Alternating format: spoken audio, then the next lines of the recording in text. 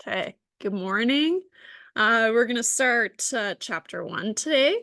And so let's see here. Chapter one, we're just going to spend a little bit of time, as I mentioned last day. I was going to say last week, last day. Um, we're introducing some terminology that we need to have throughout the rest of the course. And so I'll highlight kind of the most important terminology, but there's a lot of terminology. One of the problems with statistics is that because we do statistics in so many different fields, every field likes to feel special, and so they develop their own terminology that they prefer to use. So if you're in biology, for example, you might use different terminology for the same things as someone in psychology, for example.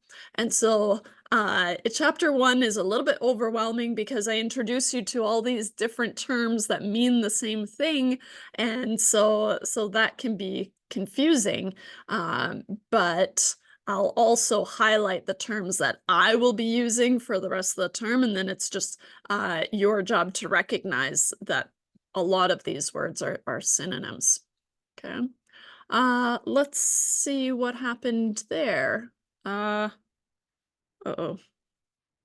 My Zoom, my screen sharing ended. Uh, how do I fix? Well, I probably just share my screen again. But I had it all going on. Where is it?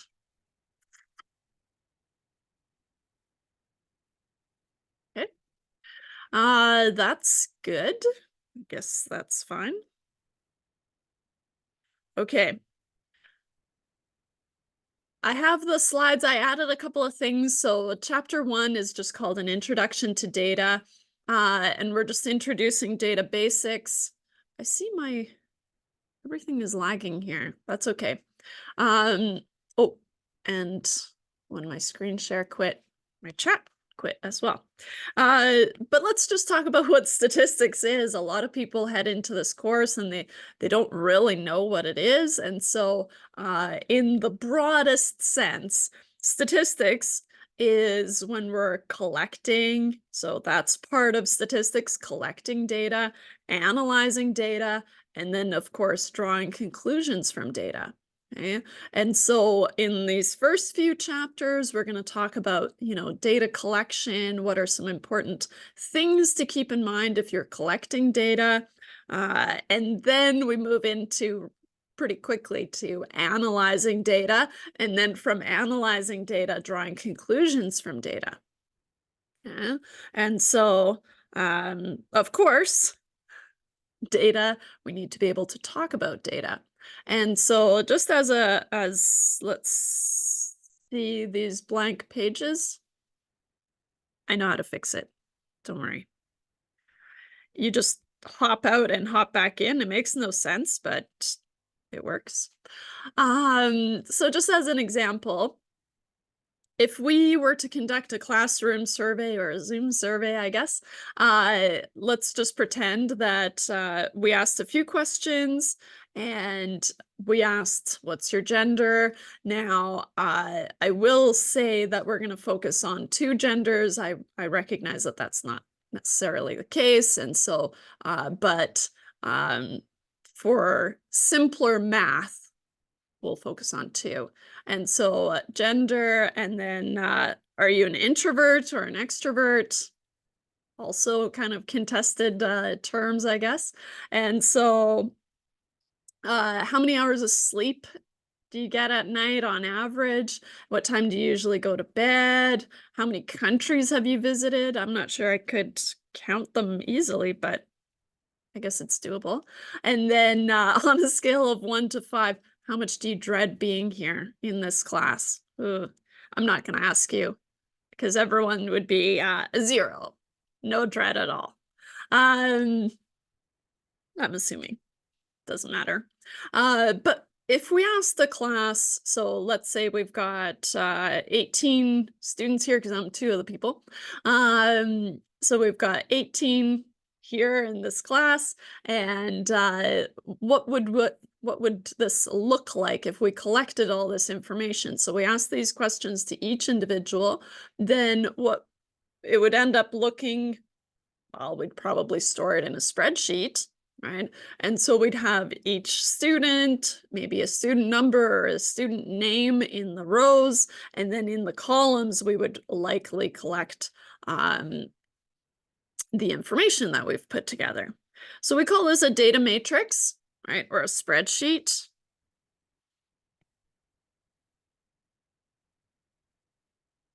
Yeah. So a data matrix is typically stored in a spreadsheet. Okay, things like Excel and all that fun stuff. Speaking of Excel, just a reminder that there are no labs this week. So I feel like they might be done for us. I can't remember, but or if there's a Friday lab that I'm forgetting about. Anyways, oh yeah. So no labs this week. Steve has some Friday lab sections, but if you're in that Friday lab section, then no labs this week. They'll start next week. Once we've covered some material, we need to learn some stuff first. So we've got a student number, right? And then we've got what we call variables up at the top. So variable names up at the top. So I got a private message, but if you could send it to everyone, because I think everyone has the same question. Will there be a lab on Monday? Yes, there will be. Yeah, next week labs are normal. Okay.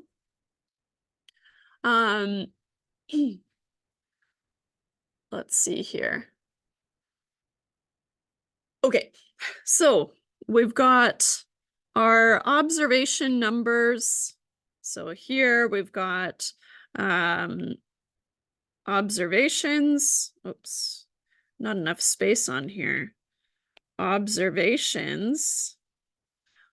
And then we have the variables here. So these are all the columns are variables.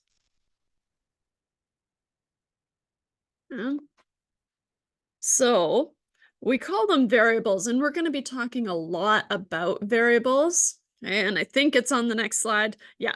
So we'll be talking about different types of variables, but in general, what we're doing is we're analyzing these variables. The reason we call them variables is because for each student, right, the answer varies. Okay? Male, female, extrovert. Hey, this is spelled wrong. There's a typo. Extrovert, I think. Introvert. I'm gonna fix that. Extrovert? Yeah. Who knows? Anyways, doesn't matter. Right, and so these responses vary by observation, and so that's why we call it a variable. Now, in terms of the number of observations, right, that's going to be important. And so what we're going to say is that here we have 86 observations.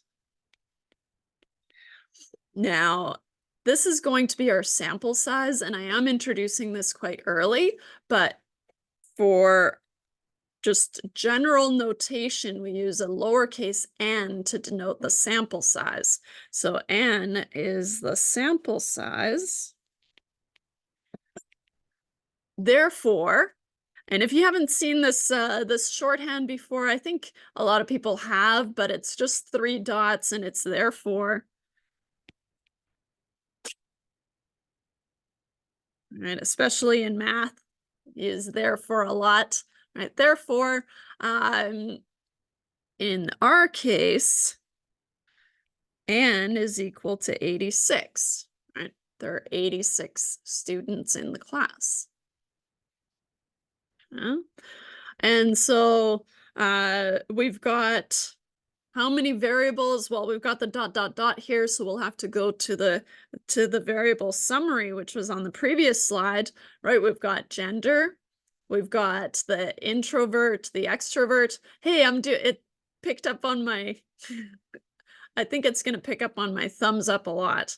So we've got gender, the introvert, the extrovert, how much sleep they get, what time do they go to bed, how many countries have you visited, and then their dread. So we have 6 variables.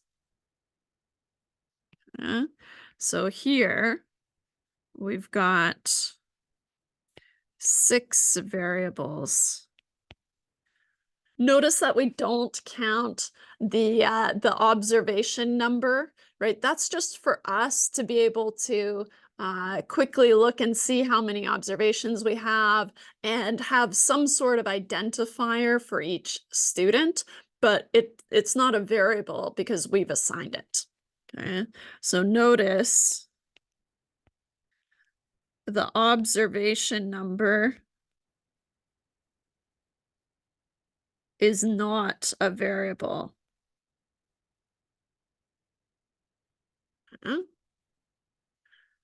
Good. So here, this is what we'll have. Okay. And we'll have some sort of spreadsheet with data that looks something like this. Okay.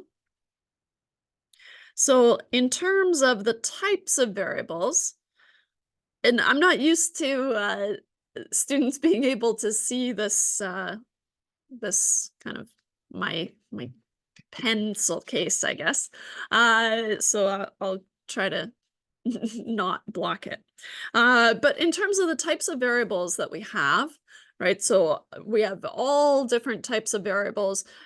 In the broadest sense, we can classify a variable as either numerical or categorical. Now, for me, I stop there, and I think this is the most important differentiation that we're going to make. Okay, and so a numerical variable is, and I hate to say it's exactly like it sounds, but it's going to be a number. It's some measurement, and so numerical is a number, a measurement.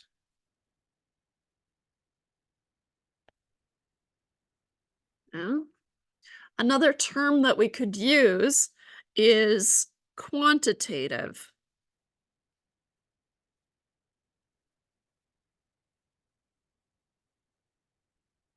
Okay, so this is one of those scenarios where, depending on what field you're in, your field might prefer quantitative over numerical. Now, the reason I choose numerical is because it guides me in the direction of a number, and then that's a hint to me, where quantity, yes, it does kind of get me there, but I find that it's not as obvious. And so for me, I prefer just to use the term numerical. Yeah. Now, there are some sneaky types of variables where it's going to be hard to decide whether a variable is numerical or categorical. But the trick is, as long as you are interested in the average of that variable, right? And I think we all kind of have a good idea about what the average is. Then, so if you would be interested in the average, then I would call it a numerical variable. Okay. So if we are interested in the average, okay, of a variable, it is numerical. So what's a categorical variable then? Categorical variable is when we have categories, right? So again, I use the terms that prompt me to remember what they are, right? So a categorical variable is when we have categories, categories for the responses. Okay. Another term that we could use is qualitative, right? So quantitative, qualitative. Um, so another term would be qualitative, right? Quality, right? So what quality does it have? And so that's going to be, I'm going to call it categorical, right? Just because it makes more sense to me. Okay. And we could classify things further. If you're in psychology, then I know you'll have to take another statistics course, an additional statistics course, and they go just crazy on these different variables, variable classifications. I think they have 7 more layers or something like that. It's just crazy. For me, we're going to focus on just numerical versus categorical. Right. The reason this is so important is when we looked at the general layout of the course last day, right? We said, okay, in fact, let me pull it up. We said, da da da da da, in the course content here, chapter 5 is where we get into the meat and potatoes of the course. And then in chapter 6, we do inference for categorical data. And then in chapter 7, we do inference for numerical data, right? So we know that how we analyze the data is going to depend on the type of variable that we have. And that's why it's so important that we really figure out the difference between the two immediately. Okay. So let's see here. Um,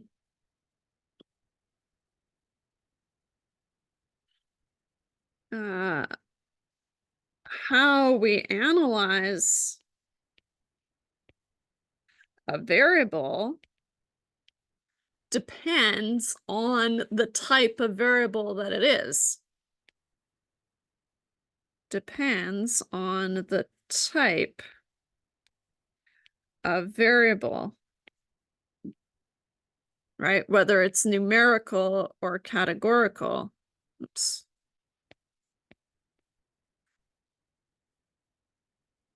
The analyses are going to be very, very different. Okay? So you don't want to treat a numerical variable as if it's categorical, because then you're not doing a very good job. So a numerical variable, it can be classified as either continuous, meaning you're just, it's the scale that you're measuring, or the instrument that you're using to measure could become better than what you have. So the scale of measure is continuous, right? Whereas discrete is when we have clear breaks. Right. And so the reason I ignore these is because the difference between the two, you can kind of get lost in the weeds. And so so a discrete variable would be something like age, right? Am I interested in the average age of a group? Sure, why not? And so, and age, usually I don't say, oh, well, now I can't remember how old I am. Maybe 38, I think. I'm 38 years old, or maybe I'm 37, I don't know. Doesn't matter. Let's say, let's make myself 37. So I'm 37 and 124 days and 7 hours and blah, blah, blah, blah, blah, right? We don't measure age that way. We could, but we don't, right? And so age would be a discrete variable, whereas a continuous variable would be something like speed, right? You're measuring the speed of a car, and let's just, you get a better speed gun, right? You can get more decimal places the better your instrument is. Okay? I don't differentiate between the two. The analyses are the same, right? So we just treat them as numerical, and so we can just stop at numerical. But for categorical data, you can see it's even grayed out here. We really don't differentiate because here we have regular categorical, which is also called nominal data versus ordinal data. Now, categorical data are things like hair color, right? Blonde, brunette, red, black, I don't know, hair color, blue, all kinds of hair colors, right? And so those are all categories, and your hair color can be classified into some category, right? How broad or how picky it is, well, there's still categories, right? Versus maybe your year of school, right? You would be classified as a first year, second year, third year, fourth year, fifth year student, victory lap. Right? And so then for the year of school, we have this natural ordering. Okay? First year, second year, third year, fourth year, right? So here we have natural ordering.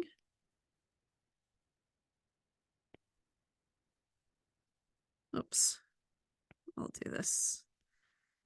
Natural ordering is called ordinal. It doesn't affect the analyses, but it does affect how you show data, right? And how you visualize the data. So we'll talk about that later in chapter 2. But you wouldn't mess up, you wouldn't mess with the orderings anyways. So there's this natural ordering and you just keep that natural ordering. Whereas hair color, there's no natural ordering. And so you could impose ordering like alphabetical or I don't know, on some color scale or something like that, but there is no natural ordering. And so then we would just call it a nominal variable. Oh, I guess I shouldn't draw over there. It would be called a nominal variable. Yeah. So we need to be able to differentiate between a numerical and a categorical variable. Okay? And hopefully, let's see here. Let's see here.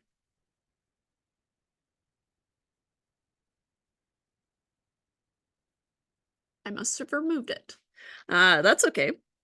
So the gender variable, right? We're using male, female classifications. And so this gender is a categorical variable. Oops.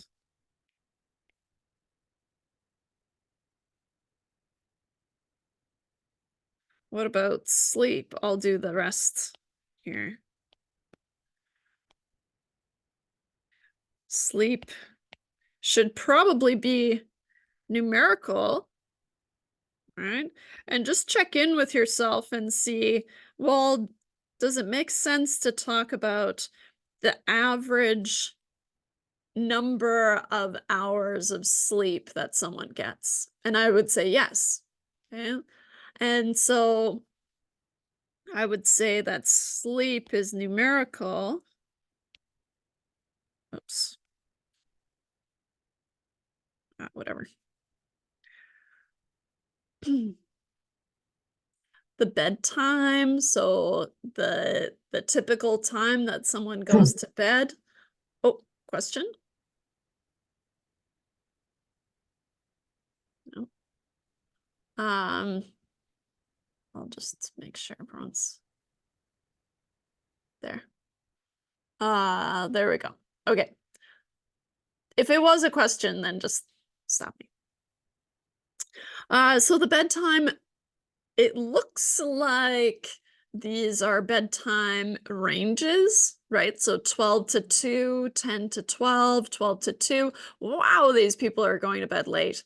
Uh, yikes. Um, so late. And so 12 to 2, 10 to 12. Um, I guess I'd be in the 8 to 10 category. Uh, and so, but notice how we said categories, right? And so these, when we make these groupings, it's going to be a categorical variable. Mm.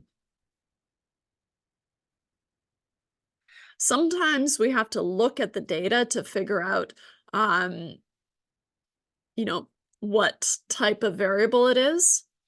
Mm.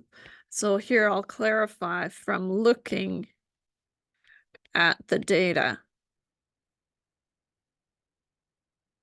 We could have, if everyone submitted an exact time, an exact average time, which sounds weird, then sure, we could treat it as numerical, but usually we would just create these categories, right?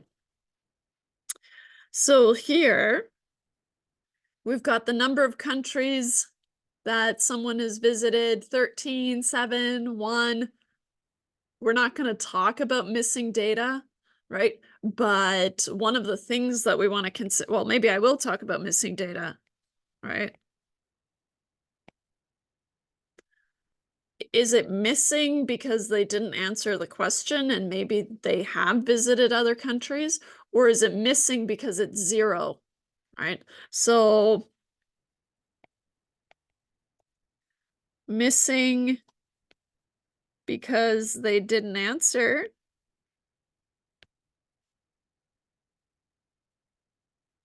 or missing because it's 0.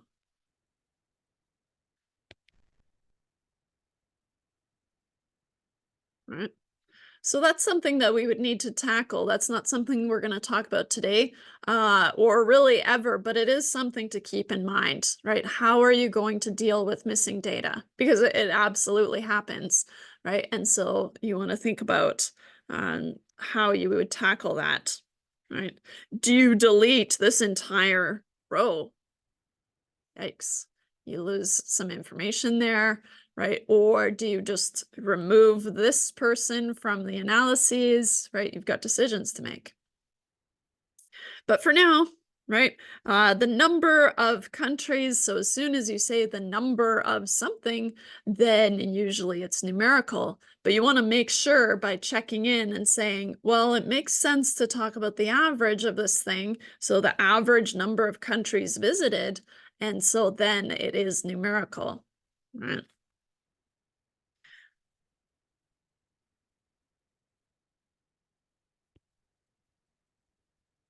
Just remember that if I'm asking you to classify a variable as either numerical or categorical, then usually it's obvious, right? But there are some cases where it's not. So then in that case, you would justify it by saying it's numerical because it makes sense to talk about the average.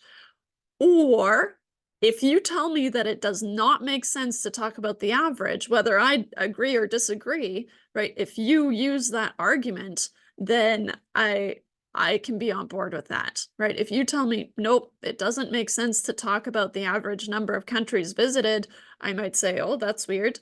But then if you tell me it's categorical because of that, then I'll back off, right? I might question you on it, but you have to use that argument to justify your answer. Okay. Same thing with the amount of dread. Now, I could be convinced either way here, right? Because it was on a scale of 1 to 5, and it looks like people are just using whole numbers. No one's giving me 3.1947, right? Usually we don't, right? And so I could consider these categories, or I could say, well, I'm interested in analyzing the average dread, or the average level of dread, I guess. And so I'm going to treat it as numerical. Yeah. Uh, could be either. No, so here I'm going to show you how to use that justification. So I would be interested in the average level of dread. Maybe I shouldn't put quotes around that. Therefore, I will say numerical.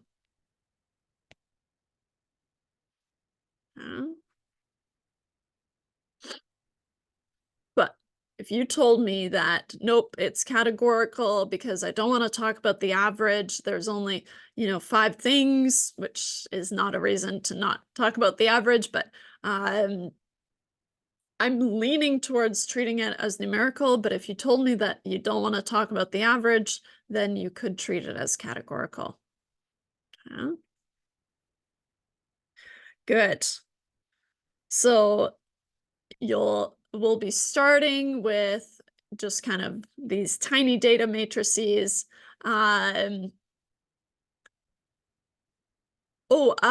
Yes, in that case it would be because there's natural ordering. So would it be ordinal? Yes, it would be because there's 1, 2, 3, 4, 5. And so if it was categorical, then I would say that it's ordinal as well. Oh, nice. Okay. So like I said, there's some tricky ones. Things like what type of variable is a phone number or an area code. And so here, right?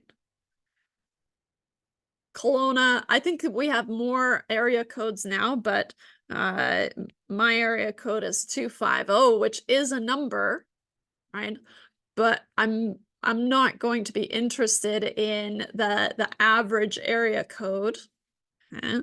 So 250 is a number, but I am not interested in the average area code.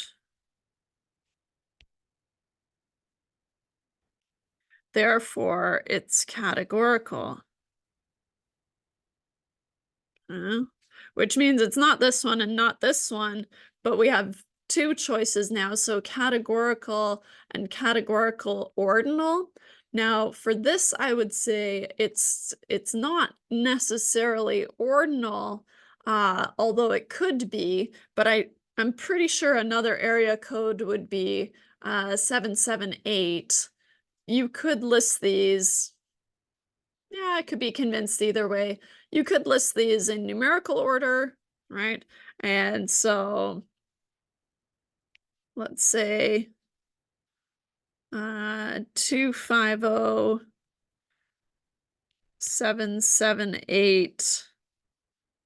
I guess I flip-flopped on myself. I was gonna say it's not ordinal because there's no reason 250 would come before 778. I think 778 is the new one. That's like a BC one, I think. And so here, but numerically it makes sense to put them in order, I guess.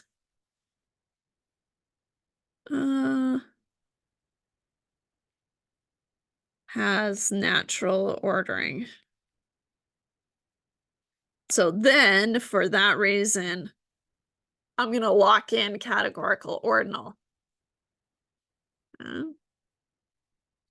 But if you told me that, no, it doesn't make sense, there's no natural ordering here, I'm okay with that. Okay.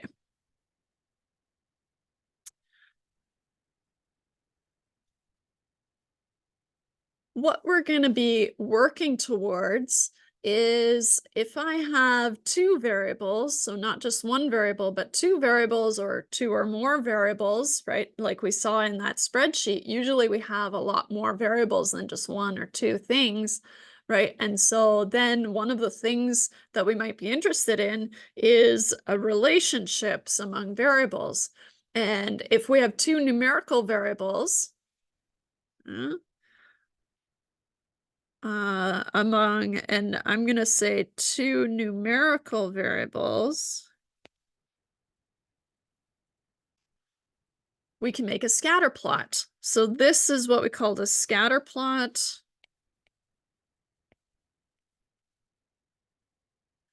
And a scatter plot helps us visualize the relationship between two variables, two numerical variables.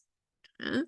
And so in this case, we have a student's GPA and the hours of study per week. So how much they study per week on average, presumably. Yeah. Now, one of the things that we want to talk about is, can you spot anything unusual about any of these data points? Well, I mean, 70 hours of study a week is huge. It's possible, I guess. But one of the things that I notice almost right away is that, okay, well, the GPA, the max GPA, oops, I shouldn't do that, should be 4.0, right? There's nothing higher, and I think I just drew my line weird. Let me put it above. All right, so here, there are some 4.0s, and then here, what happened here? Right. So when you look at your data, I'm okay with all of these other ones because they're presumably a 4.0 GPA, but this one, you can't get any higher, right? And so then you would want to look back and, was it a data entry error? Probably, right? Data entry error, potentially. Uh, just to introduce some terminology, right? Because that's what we're doing here.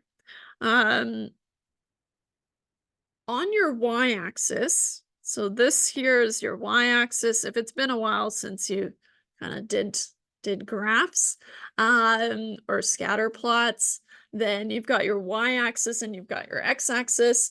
And the variable that we put on the y-axis is called the response variable. Okay. So this is your response variable.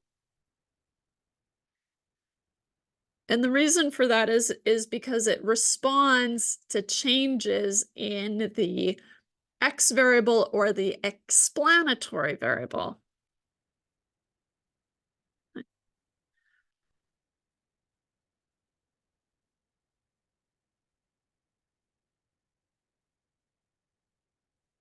I like to use explanatory because it tells me what axis to put the variable on. Okay, but um, some other terms that we could use, the response variable could be the dependent variable.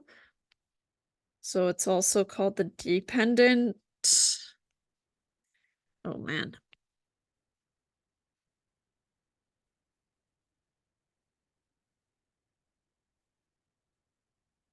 And the explanatory variable is also called the independent variable. Those aren't terms that I use, but depending on what field you're in again, or what field you're going into, right? Different textbooks use different terminology. And so it's just good to have those links made up. But for me, I'm going to be calling it the response variable and the explanatory variable. Okay? And so the response variable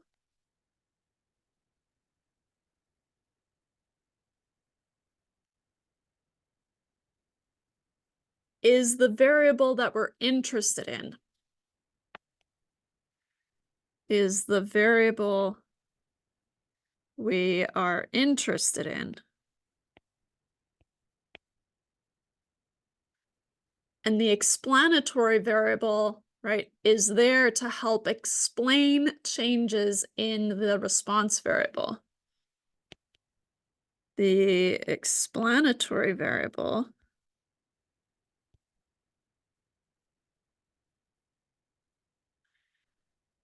is used to help explain changes in the response variable.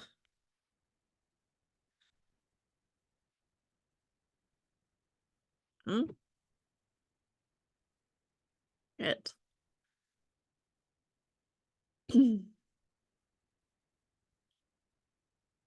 Yeah.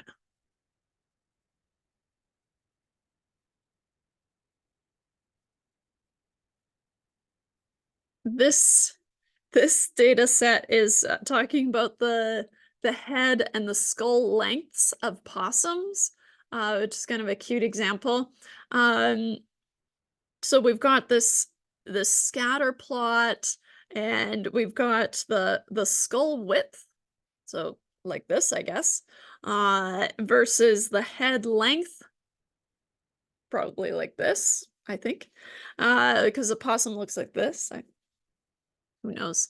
In this case, there's no obvious response and explanatory variable, but the fact that the skull width has been put on the y-axis tells me that it's the response variable, and the fact that the head length has been put on the x-axis tells me I'm going to use it as the explanatory variable. So sometimes that's how it is, right? You could flip-flop and say, well, I could use head length to predict skull width, or I could use skull width to predict head length, right? And so it just depends on what you want to be talking about. You know? But what I see here, when I look at the scatter plot, even though we haven't introduced any scatter plots beyond the response and the explanatory variable, just looking at this intuitively, right? Given these options, there's no relationship between head length and skull width. I don't feel like that's true, because when I look at this, it looks like there's a general pattern. So it looks like there is a relationship there. Okay, so I'm gonna say that one's out. Okay, just trust your gut, right? And look at this thing in just broad strokes, right? I would say, so head length, which is your x, and skull width are positively associated. Okay? We don't know what that means yet, but I think we can get there, right? Positively associated means that it's going up in this upward direction, which it is, right? Also, technically, it means that as the x is increasing, y is increasing as well, which it is. Yeah. And so this one, I would say that that's true, right? Versus negative, oops, versus something that looks like this, right? If you have this downward trend, and I should clean that up, right? Then as the x is increasing, the y is decreasing, then you have this negative association. That's not true. We've got this upward trend, and so we would say it's positively associated. A longer head causes the skull to be wider. I'm gonna just say that I don't like the word causes, because we haven't done an experiment. Okay, so we can't talk about cause, right? We can't talk about the cause in the next sentence either, okay? Because here we're just talking about the relationship. Okay? So when we have data like this, right, we can't say that a head length, so a larger head length causes a larger skull width, but we can say that there's a relationship. Oops. We can't discuss causation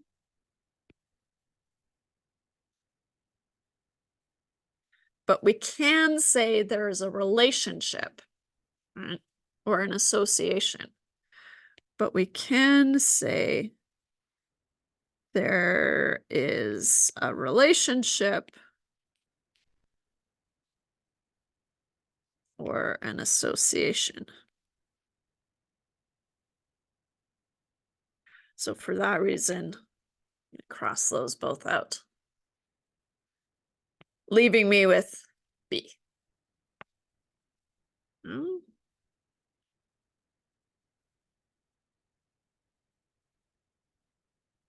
So when two variables show some connection, whether that's, in a straight line going up or down or anything, then we say that they're associated, right? They move together in some sort of way. So associated variables can also be called dependent variables, but I'm going to use the term associated, or that there's a relationship. Uh, If two variables are not associated, which means that there's no connection between the two, then we call them independent. Now, what would two independent variables look like in terms of a graph? Well, it would just be random scatter, right? Independent means that there's random scatter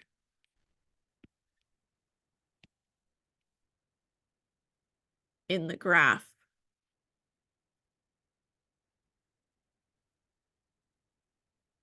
What that means is it doesn't matter if X is small, right? Then there's this huge range of Ys that are possible, or if X is large, that same range of Y is possible, right?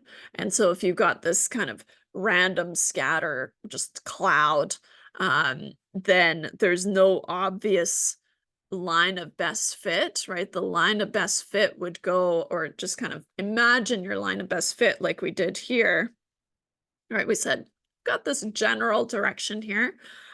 So this imaginary line of best fit, I could draw it going down, I could draw it going up, I could draw it going straight across, right?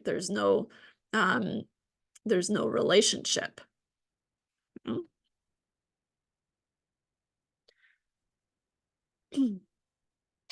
Okay. This is section 1.3. Observational studies and sampling strategies. So we've talked about just some terminology around different variables. Let's focus on numerical, categorical, also response and explanatory. Now, a response variable can be categorical or it can be numerical. For our purposes, they'll always be numerical. Categorical responses are for a second course.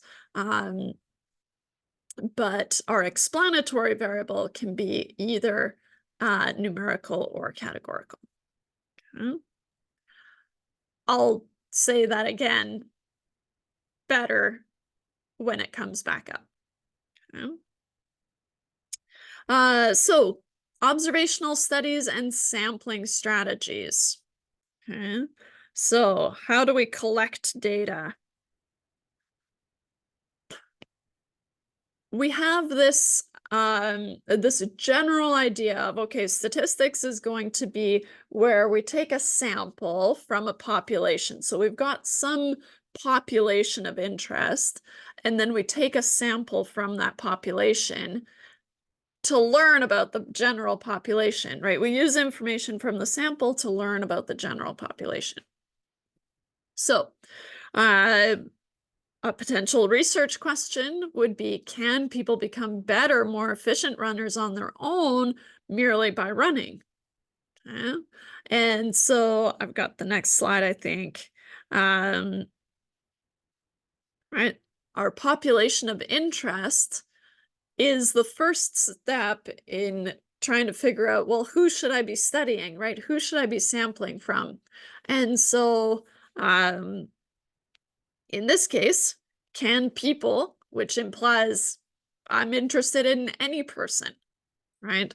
And so here, right, can people, which kind of reads as any person, right, which takes me to all people, become more efficient runners on their own just by running?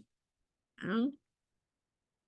So I've got this population of interest that I'm going to sample from, and then I'm going to want to broaden my conclusions back to the general population.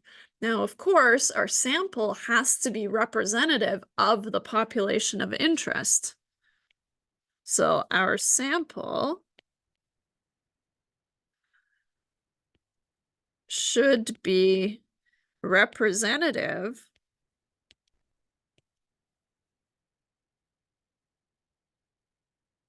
of the population of interest. Oops, of interest. Okay. Whereas in this case, the sample is a group of adult women who recently joined a running group. Now, that's a very specific subset of all people, right? Can I use this sample to draw conclusions about all people? No, I can't, right?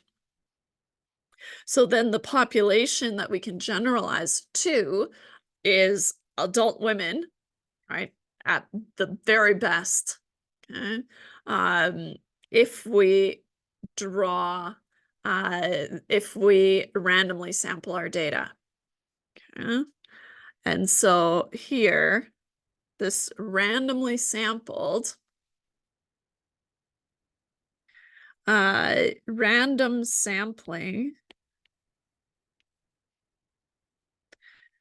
ensures the sample is representative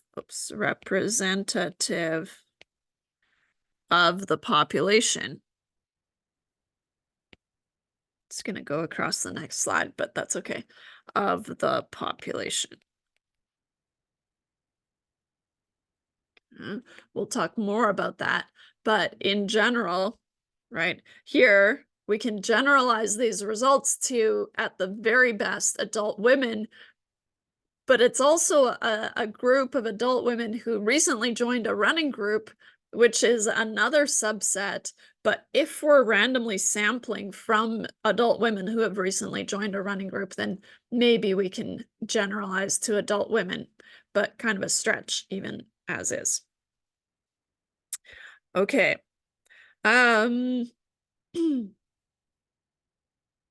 This one, so it's a big slide just to introduce a term called anecdotal evidence, which is not, you know, a good data source. But so I'm gonna skip, you're welcome to read it on your own, but anti-smoking research was faced with resistance based on anecdotal evidence, which are things like, my uncle smokes 3 packs a day and he's in perfectly good health. Oh yeah, I have this cousin and he smokes nonstop and he's totally fine. Um, and so obviously now we can sit back and say, well, that's not representative of the whole population. Okay? And so I'm going to skip that slide because it's so wordy. But we talked about anecdotal evidence. Okay? And so what if we just collect the entire population, right? That's safe. Okay? There's a special term, it's called the census, and you've probably heard of the census, right? Which isn't even sent to everyone because it's very difficult. But in theory, it's sent to everyone who lives in the country or in a town or something like that. But if we sample everyone in the entire population, then we call it a census. And so there are lots of problems. The main problem is it's very difficult, like I said, to reach everyone in your population. it's very expensive, right? Trying to reach the entire population all at the same time, because populations rarely stand still, right? Even if you're talking about just people who live in Canada, right? People are born, people die, and the population is changing every minute, and so it's virtually impossible. uh, and so um I wonder if she has no, but I'm gonna add it. uh can be difficult to complete and expensive. What's really nice is we don't need to take a census, right? In fact, we can almost have better results, right, by randomly sampling from a population than taking an entire census. Now, that's interesting. And I think the next slide, not this one. Um, though interesting, I'm going to skip it. Ah, I got ahead of myself. It's this one that I'm trying to go for, but maybe I'll hold off in for just a little bit longer. Yeah. Let's see here.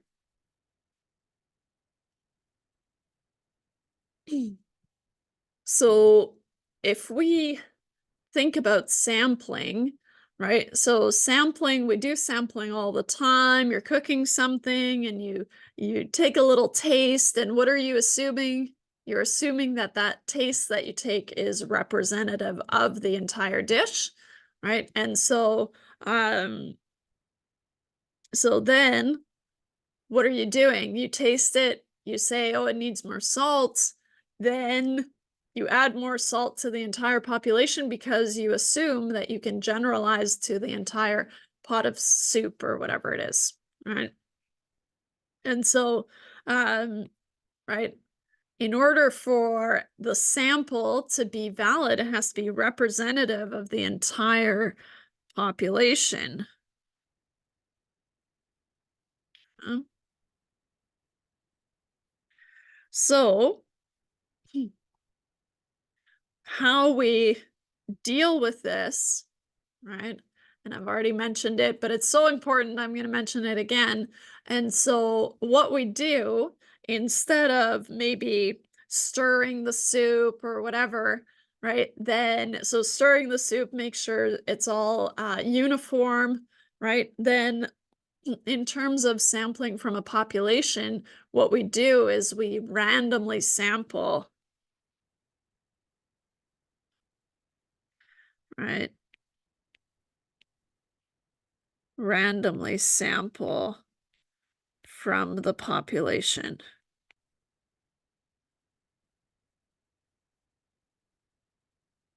Mm. There are some problems when we're collecting information. Non-response bias is a huge problem. So you've done all the work, you've decided who's going to be in your sample, and then you try to contact them and they don't respond. They don't respond to your survey. And so, if only a small fraction of the randomly sampled people respond to your survey, then one of the problems is that your results are no longer generalizable or representative of the population. Right? That's a problem. If you have a voluntary response, right, and so um, you just there's a Facebook ad or a Facebook thing and a quick vote, right? And you say, you know what, I am going to answer this one. Then you volunteer your response, and usually those are not representative of the population, right? There are people who tend to respond to things like that, or are really excited about they get paid sick days at their jobs, so they say, "Oh, yeah, for sure." And so then they answer yes, and then, um, No, and what job? Kind of cute. Um, and so voluntary response, that's a problem, right? And so convenience sampling is when you just you stand in the courtyard and then you just ask people who are walking by you. You're not randomly sampling from the population, let's say on campus, right? And so these are all examples, all examples of bad sampling. Right, bad sampling where we have these samples. Sure, you've collected samples of information, but they're not representative of the population. Now my example, so kind of a notoriously biased example or biased sample. Uh, biased is when one outcome is favored, right? So not representative of the population. And so one example is in 1936, Landon sought the Republican presidential nomination opposing the re-election of FDR. And so what happened was the Literary Digest poll, which is so fun, polled about 10 million Americans and got responses from about 2.4 million Americans. Now, that's a huge sample size, and they would have been very excited about that, right? Getting information from all these people. And that poll showed that Landon would likely be the overwhelming winner, and FDR would only get about 43% of the votes. Now, in the eventual election, what happened was that FDR won with 62% of the votes. Now, there was obviously uproar, and how can that be? We talked to 2.4 million Americans, our sample size was huge, or we heard back from 2.4 million Americans, right, out of 10 million. And so that's a problem, right? Non-response was a problem. But all I don't know if I like how it catches my thumbs up every time, but and so right, non-response was a huge problem, and also we're gonna get into who they sampled from, right? And so, but the magazine was completely discredited because of this poll, and it just tanked it. Yeah. And so one of the problems was that the magazine had surveyed its own readers, yeah, registered automobile owners, so people who had a car. Now let's go back and check the year because that's going to be a problem, I think. 1936. Eh, okay.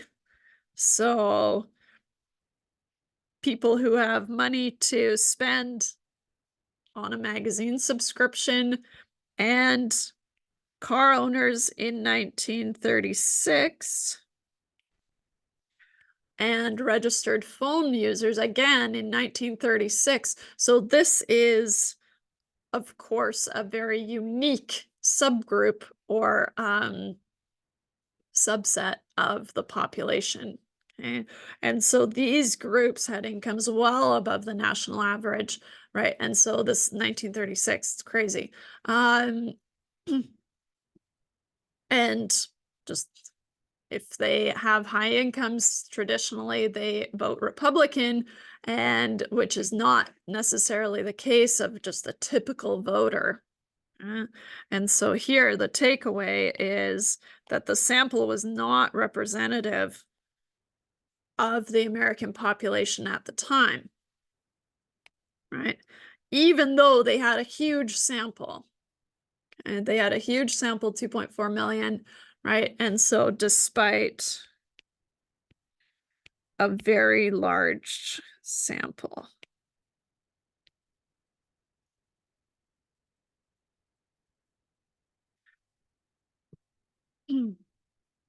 So here, right, and so they had a sample of 2.4 million people, which is huge, but because those 2.4 million were biased, right, or they favored a certain outcome, right, then we didn't get an accurate prediction.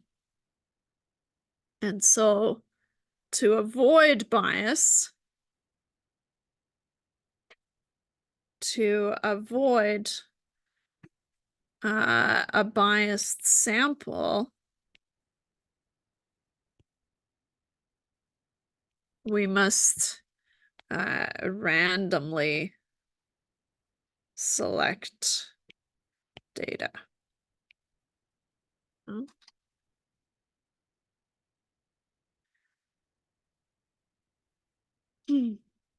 Okay. Mm, mm, mm, mm, mm.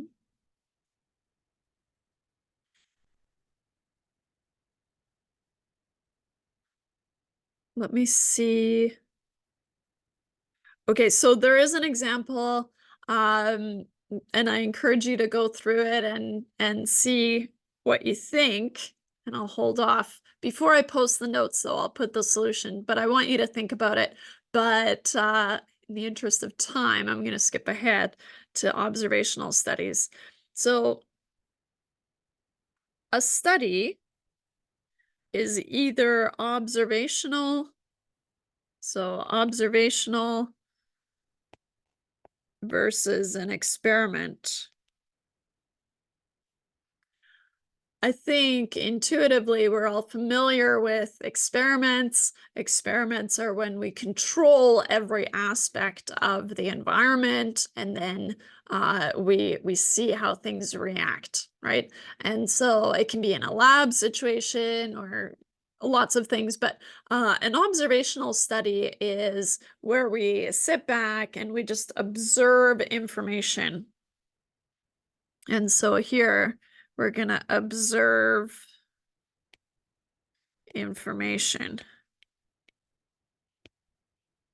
So an observational study is where you collect data, where you observe information in the way that you ask how people feel about parking on campus. You ask them how old they are. You ask them, maybe you observe how fast they're driving, that kind of thing, but you're not controlling any of those variables, right? And so you're not controlling anything, you're just observing information.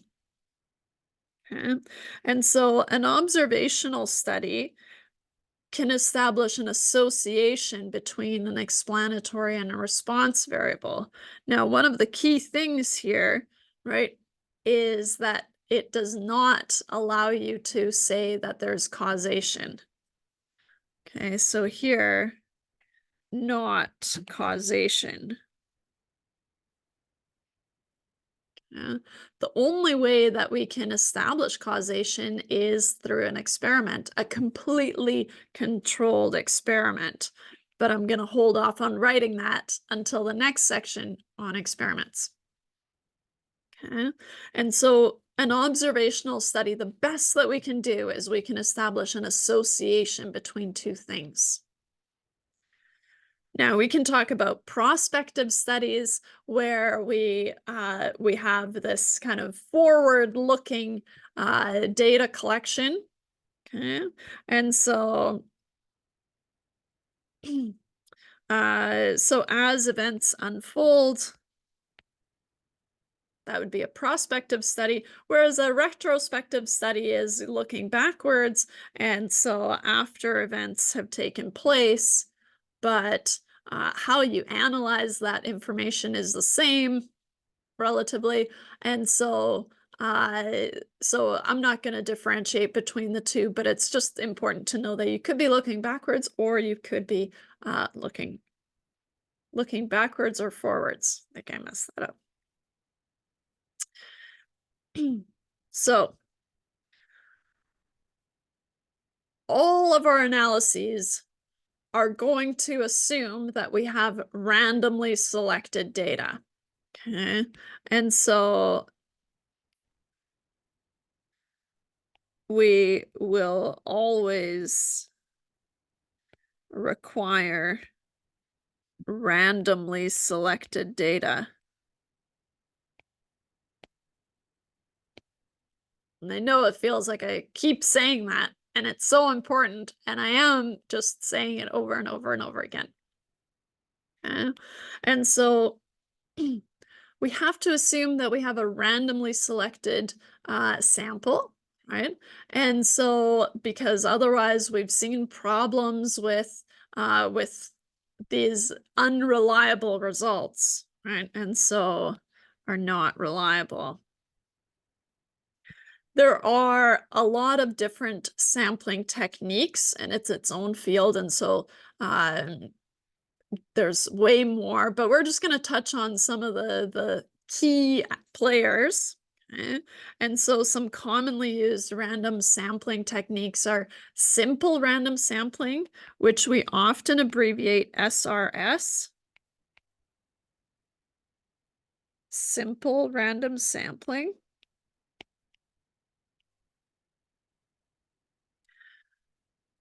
We can make it a little bit fancier by taking a stratified random sample, and then we could change it a little bit and talk about cluster sampling. So those are the three techniques that we're going to use or introduce, and then we're just only going to focus on simple random sampling. But it's good to be aware that all these other methods exist. Okay. So simple random sample is just where you randomly select cases from the population, and there's no these are all independent of each other. So here, independent of each other. Now, there's lots of ways to collect a random sample. Right. One of the easiest ways is, let's pretend you work at the registrar's office here and you have a list of all student numbers, let's say, or student numbers, or student names or whatever. You assign everyone a number. Right. And then what you can do is you can use a random number generator to generate that many random numbers, which means that you attach a random number to every individual in your population. And then you can sort those and you can grab the first 30 or the first 10 or whatever. And that's your random sample. That's probably one of the easiest way to take a random sample if you have a huge population like we would here. If you're in a classroom, right, you can flip a coin, right, go around, everyone flips a coin. Anyone who flips a head is in the sample. Anyone who flips tails, not in the sample, for example, right? And so here, oops, thought I was in pointer mode. Here, right, we've got this random sample from this population. A stratified random sample is when we have strata, which are made up of similar observations. And so that's the key here, is that a strata has similar observations. Now, the strata can be different sizes. Okay? And so what we do in stratified sampling is we take a simple random sample within each stratum. Right? And so from each stratum, you take a random sample, looks like of 3 individuals, doesn't matter. And then that makes up your sample, your overall sample. The difference between that and cluster sampling, so clusters are usually not made up of homogeneous observations. Now, homogeneous is just similar observations. So usually they're just kind of maybe people in different classrooms. They're not necessarily similar to each other, right? And you go into a classroom, and the difference between stratified sampling and cluster sampling is that now you randomly sample clusters, and then you sample everyone in those clusters and you ignore everyone else. That only works because these aren't similar observations, right? These are all just a subgroup of the entire population, right? So the difference between stratified and cluster sampling can take a little bit of time, but cluster sampling, you randomly sample clusters and then you take everyone inside those clusters, as opposed to stratified random sampling, where you have these similar groups that you're randomly sampling from each stratum.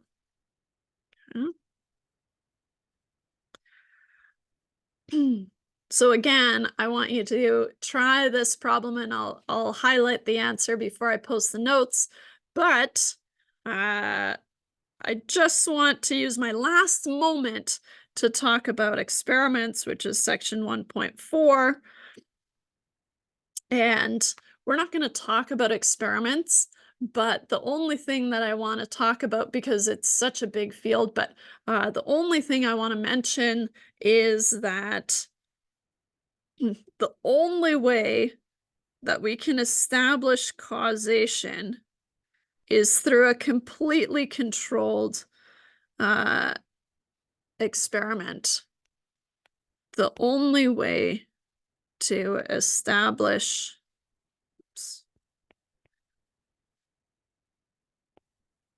causation is through a completely controlled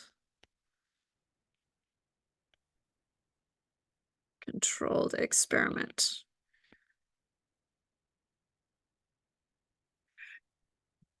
And that's where we'll end today, just in the nick of time. If you have any questions, let me know. Otherwise, I hope you have a wonderful weekend, and I'll see you on Tuesday.